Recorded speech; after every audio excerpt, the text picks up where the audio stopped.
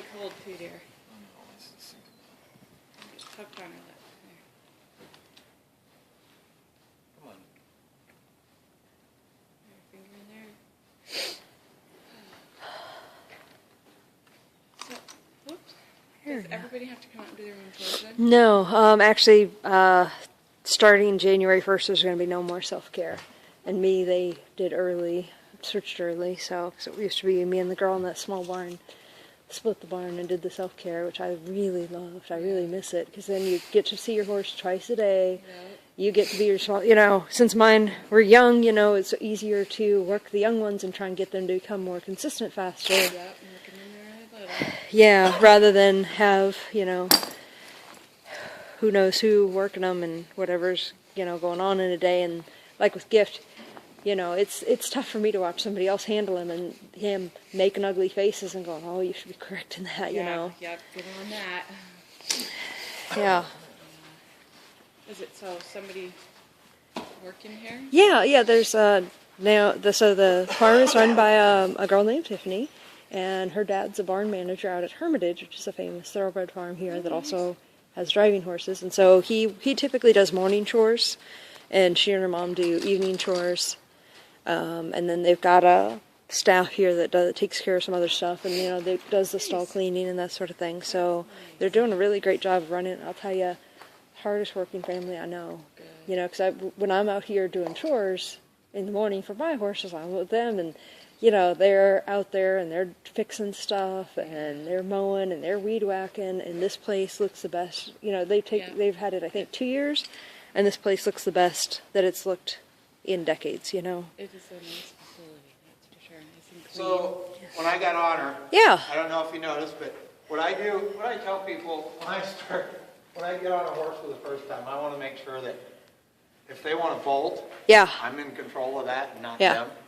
So all I really ever ask her to do is cock her head a little bit.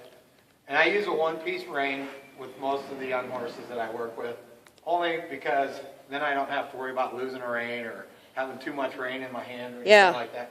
So this is really short. This is less than 6 foot. Yeah. This is one I made up. You can't buy them this short. I think you can buy a 7-footer. But I just do this so I don't have any extra stuff to worry about when I'm trying to control the horse. So I usually just cock her head a little bit. So if she decides she wants to go anywhere, she has to go in a circle, okay? And everything, And she never does. I mean, that's part of the circling game. Yeah.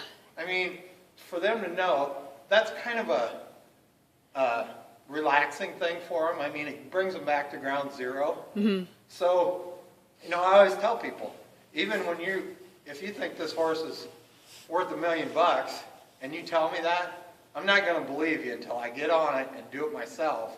And one of the things I want to make sure of is that I can turn them and stop them. So when I start out, I mean, you should be able to sit up here and dance around up here and not have her do anything. And her signal to walk off is to just release And squeeze your thighs into her. Okay. And she'll start walking off. Okay. Now, I'm just going to circle her a couple times. I've got the rein on her neck. Okay. Come on. And I want to make sure that I'm in control of her. So I'm just going to circle her and stop her.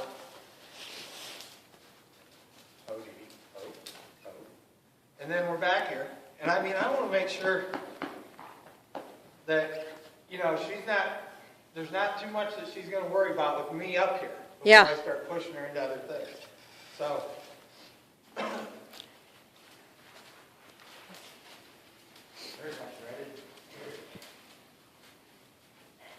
So just like when I'm on the okay? Yeah.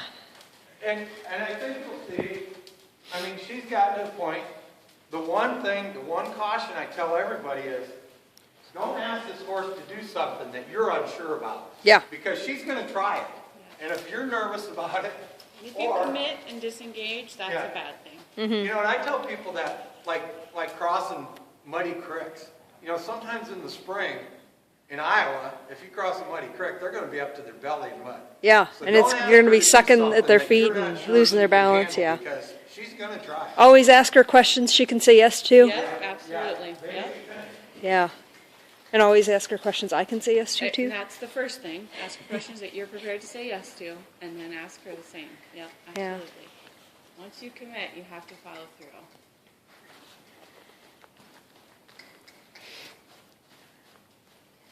And she is a little unsure in here. It's a new barn. She doesn't know the perimeter of it with that other eye not being able to see, so she is a Yeah. little iffy.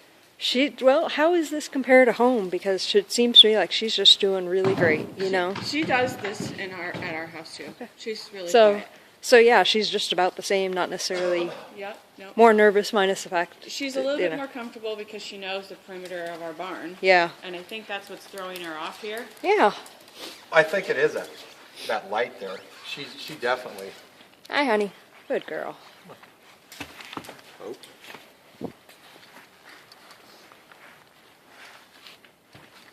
How does she do when you mount on the wrong side? Oh. Opposite side. She says no. This is not something we've tried out. Yeah. So tall. Yeah, and this is something I work with Gift on, is standing up on the various things and reaching over and petting on them and that sort of thing. And then, like I said, I've got that little gray mounting block there that I use. We have one like Two. that, but not Yeah. anything high like that. Yeah. Yeah. I think she'll. I mean, like I said, she obviously doesn't. If you exude confidence that you can do it, Yeah. she will try it. So be prepared That's great. for that. Yeah. The big thing about and I tell people too, Good girl. when you're first getting used to, if you dismount and mount 90% of the time on the other Yeah. side, if you decide you're going to get off the opposite side, you need to make damn sure she knows that you're going to do that. Yeah. Especially since she can't see out that eye. Yeah. It's a little, We we practice deal a it. lot more with older, slower quarter horses. Yeah. And, if you do something with her and she jumps, she's going to jump sideways pretty quick. So, it's kind of the same thing. I'm going to put my foot up there, make sure she cocks her head a little bit, LDD. And if she wants to move, there we go. That's good. But it's just going to, like I said, after you ride her for 20 minutes, she's a whole lot more relaxed about that stuff. Yeah. We would suggest that you practice mounting on both sides just Yeah. because of that eye. Yeah, Yeah, I and would that's- definitely Keep working both sides. It's You know, just this ankle's not anywhere near 100% at all. It's I will tell 2 you, weeks ago I was when I just got out of the boot. So Oh, geez. And That's this right. cold is probably I not have going to literally overemphasized yeah, her blind side. Great. And she's still, Yeah. there's still just a lot of little things that, she does a lot of things super great with it, but I would start. yeah. on Look at her. Consider that gate door. Yeah, I would start on her good side, her confident Yeah. side with all activities. and build up and get some yeses out of that. Yep. Yeah. And then move to the other side, and I suggest stopping on the, which side? Right eye? Yeah. So she's on the inside, and with confidence on that side. End with confidence on the off side. Okay. Yeah.